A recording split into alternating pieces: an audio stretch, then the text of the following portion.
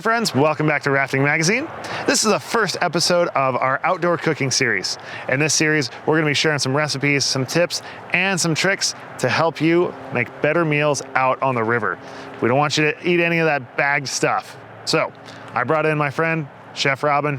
He's also a kayaker and just a spectacular chef. He used to be a fine dining chef, and now he is sharing some stuff that we can do on our river trips and in the outdoors, even when we're car camping, to help us make better meals. In this episode, Robin is going to be sharing with us a cherry glazed pork tenderloin with grilled asparagus and some potatoes that we're doing on a cast iron skillet. I'm going to make a rosemary marinade for the pork tenderloin. So we're going to start off by quickly just mincing up a little bit of rosemary, which I got off of a rosemary bush that just happens to be along the side of the river here. And then we're gonna take a little clove of garlic, give it a crush, give it a little mince, and we're gonna put that into a bowl. Fresh cracked black pepper, and a little bit of kosher salt. So now we've got our rosemary and garlic and salt and pepper. We're gonna put a little bit of nice red wine in there. This happens to be Merlot, just because it'll match well. And then we're gonna take a little bit of little olive oil, just so it doesn't stick on anything. There's our marinade. Again, Merlot, olive oil, salt, pepper, crushed garlic, minced rosemary. So super simple. Gonna get our pork tenderloin from the butcher, had it cleaned up, all the fat removed, and then we're gonna take a little bit of bag. If I had a larger bowl, you could do it in a bowl. If you had Ziploc bags, you could do it in a bag. I'm gonna recycle, and I'm just gonna use a produce bag, a vegetable bag, and we're gonna put this tenderloin right into the bag, and then we're gonna very carefully, gingerly pour the marinade right in. Make sure to get the salt that's settled to the bottom out and in to that bag. And that should do it. Then we're gonna make sure we tie this up, get a little bit of the excess oxygen out of there. Whoops, I'm down here. Get the excess oxygen out so it's actually getting in contact with that pork tenderloin on all sides. And then just give that bag a little tie. And there we are. We have one marinating pork tenderloin, which should be beautiful in a couple days. So with this, we're gonna be using the fire pit. Right now we've got a extremely hot grill. I don't know if you can see that, but it's got white hot, it's got purple, it's got yellow. It's kind of a rainbow grill. And we're gonna put just a smidge of oil on that grill because it's a brand new grill. We wanna season it just like we season the other stuff. This is gonna smoke and burn and be nasty, and it's gonna burn your towel pretty good, but it's necessary so that your pork tenderloin doesn't stick to it. Then we're gonna take our nice marinated pork tenderloin. It's been marinating all day. Overnight would be even better, but we don't have that kind of time, so a little bit of movie magic, we moved it forward. It's a couple more hours in the day, and this thing is gonna be great. So just get messy with it. We're gonna carefully open this bag so we don't make a mess all over the ground. We're gonna pull that beautiful pork tenderloin out. We're just gonna lay that sizzling on top of that grill. And then trap in that heat, say goodnight. And we're gonna just double check on this pork tenderloin, see how it's doing. Gonna roll that over. Oh, look at that crust. Nice and smoky color, nice and smoky flavor. We're gonna give this a little, maybe a third of a turn. Not all the way over, but just brown the other side. back to bed. Another 15 or so minutes. Look at that. Nice and brown and crispy on all sides. Nice and seared. And a nice medium rare in the middle. We're ready to go. Grilled asparagus. We've got some roasted potatoes and onions. And we've got a cherry mint sauce to go on top. So we're gonna grab the other BioLite stove, get that going, and then get this all cooking. We're gonna get that started, and we're gonna drop that in there. Now I'm gonna put it on the fan, and it's gonna start blowing, and you'll see right off the bat that flame jumped up a little bit. And that's the lowest fan setting. We can go up a little bit, and that flame's gonna dance around a little bit more. And there we go. We've got pellets starting to light. Next, we're gonna prep up some potatoes. So we're just gonna quarter up these potatoes, if I can open the bag.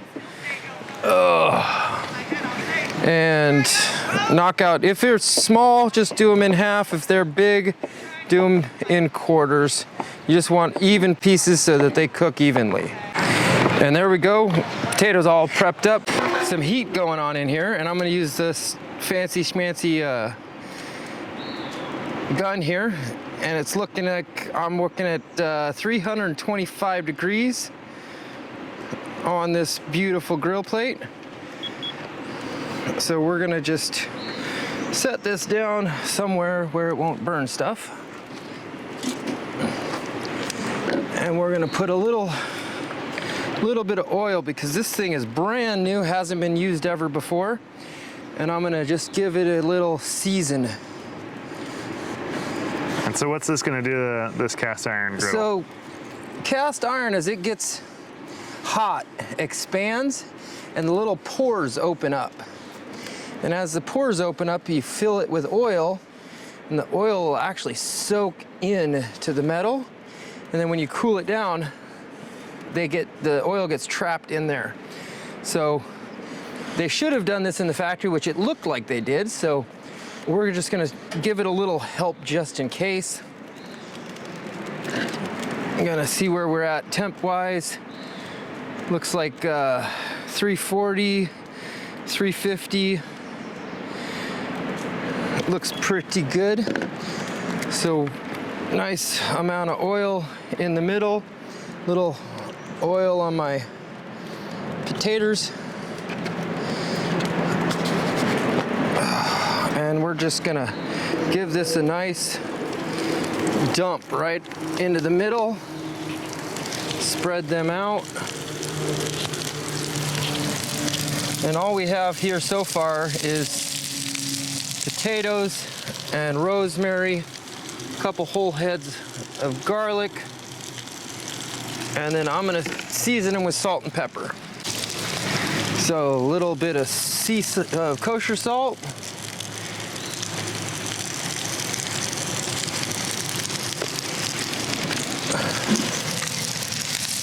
And a little fresh cracked black pepper.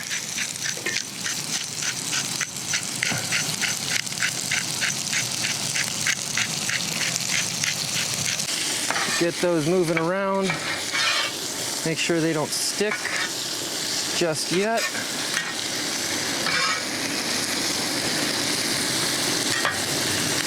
And then even them out. Smells so good. I'm so hungry right now. And then we're gonna put them to bed and let those go. We're gonna close the heat down just a little bit, maybe halfway, and let those cook for about 15 minutes. So these things have been rocking and rolling here. So we're gonna take a look at the potatoes and see how they look. Oh my goodness. Nice sizzle, nice color. You can just take a little poke and they're just soft as can be. And so those are all done. We'll just pull those off the grill and put those out to serve. Next up, we've got some asparagus. That's probably the easiest vegetable in the world to prep. The only trick I know about asparagus is if you take a long asparagus and you bend it, it will break where it wants to break. And that's where basically all of them get cut. So you break one, you line them all up, and then whack the roots off, and that gives you a nice, beautiful stack of asparagus. Using what I got these grocery bags, so I season them with salt and pepper and a little bit of olive oil, and they're nice and coated in seasoning, and we're just gonna line these up on this beautiful grill. We're gonna just carefully lay them out, take up every single square inch we can. We're gonna grill these on each side until they got a little bit of char on them, and then they're asparagus, so they cook real fast. They'll actually be done before they get the char on them, but it's more about the texture of them. The flavor of them is gonna come naturally out of that grill mark. The salt and peppers are gonna be all you need, and those asparagus are gonna be talking to you. All right, so I kind of overloaded the grill. I wanted to slide them down a little bit, and they've got a couple minutes on one side, so I'm gonna give them a turn, and you're gonna see that beautiful char, that beautiful color. And that's what you're looking for, is just a little bit of crispy golden brown. And there we go, we've got some finished asparagus, nice and crispy on all sides. We're just gonna throw this onto a plate and get ready to throw the second batch on. So now we're gonna switch over from the grill to this sauce pot or coffee pot, and we're gonna just sit that and let that get warm. While that gets warm, we're gonna get our cherry sauce ready to go. What I've got here is some cherries that I got from the backyard. I have a cherry tree, so got lucky. And what we're gonna do is we're just gonna clean them up a little bit, take a knife, and have them right down the center, peel them in half, pop that pit out, throw them in your bowl, and rinse and repeat. So what I've got here is a whole bunch of halved cherries, a little bit of crushed garlic, a little bit of diced shallot, and we're just gonna dump that into this pot and get it started cooking.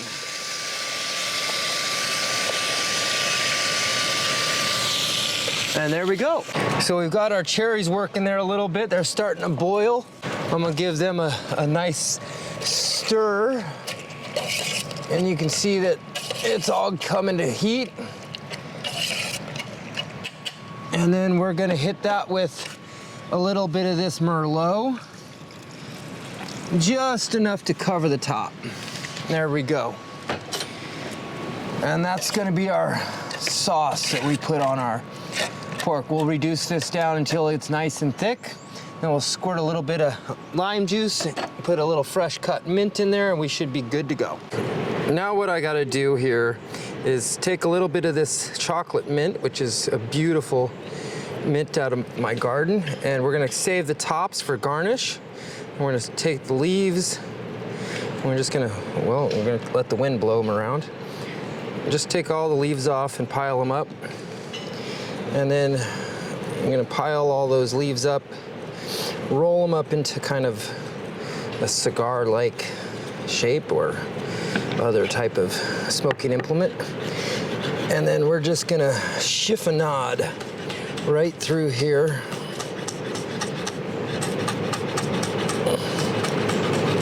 Make little fine strips, and then a little bit smaller just because. There we go. And we're gonna run this over to that cherry sauce.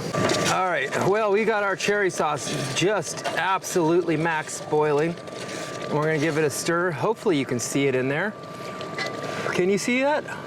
Ooh, it's looking good. All right, and then we're just gonna put all that chopped mint in there and let that mint go and steep, and just make sure it doesn't burn on the bottom. That's the main importance. Just let that sit and go. And that'll be done in just a minute. Gonna put a little squeeze of fresh lime juice on there, That'll brighten everything up, turn those cherries into something a little bit more exciting. This grilled pork tenderloin recipe is an awesome way to level up your cooking and make sure that you're not eating some of that nasty bag stuff they're always trying to push on us in the outdoors. We want to be eating fresh, making fresh food, and since we're rafters, we have the space to do it. It's no problem. So we use the BioLite Complete Camp Cook Kit and we use the BioLite Fire Pit Plus system to make this recipe happen. There's a bunch of systems out there, and you can also do it in smaller proportions. But if you have questions about this recipe, you can always drop those below. Myself or Chef Robin would love to hear from you.